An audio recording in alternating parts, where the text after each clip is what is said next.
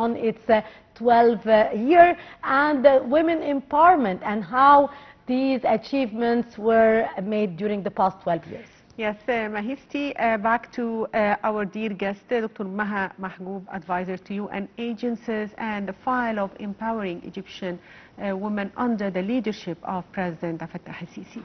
Yes, Dr. Maha, we would like to continue our interesting discussion and talking about education and to what extent the government has paid a special attention to women's education as part of developing the whole system and the capabilities of women. Yes, restructuring and reforming the Egyptian education system is one part of the Sustainable Goals of Development and Egyptian Vision 2030.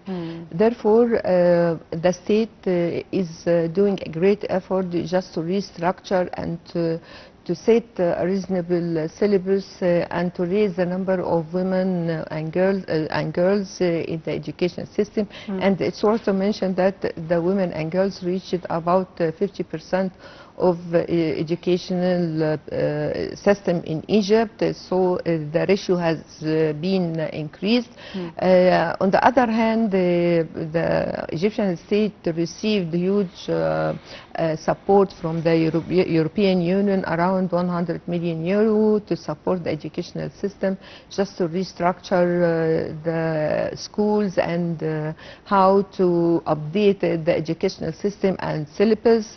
They have program just to how to align the new system of vocational training to be aligned with the international standard.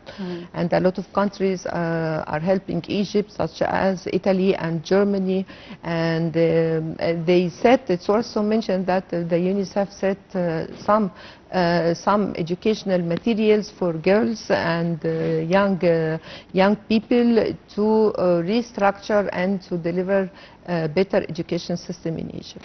Yes, Dr. Maha, we can talk about Egyptian women and deny the role of the National Council for Women as it prepared the national strategy for the empowerment of Egyptian women. How can the strategy achieve its goals within the framework of Sustainable Development Goals and in line with Egypt's Vision 2030? Yes, gender equality, human rights, women's rights, fighting sexual harassment are the main pillars for the concern of National Council of Women. Yes. Accordingly, they set certain rules. They have certain units for immediate reaction for marginal women who faced violence from their husband or families, who faced sexual harassment. They set strategies for women, and they were part of setting the strategy of Egypt Vision of Egypt 2030. So in 2017 was the year of women, and the National Council of Women set some rules, regulations for fighting sexual harassment, violence, how to protect women all over Egypt governorates. They have representative in all Egyptian governorates just to protect women rights, and it has been a good important step for women just protecting their rights. If we talk about the June 30 revolution, so these rights will not appear during that time, but the President Sisi just from 2016 just gave a great importance for protecting women and the human rights in general.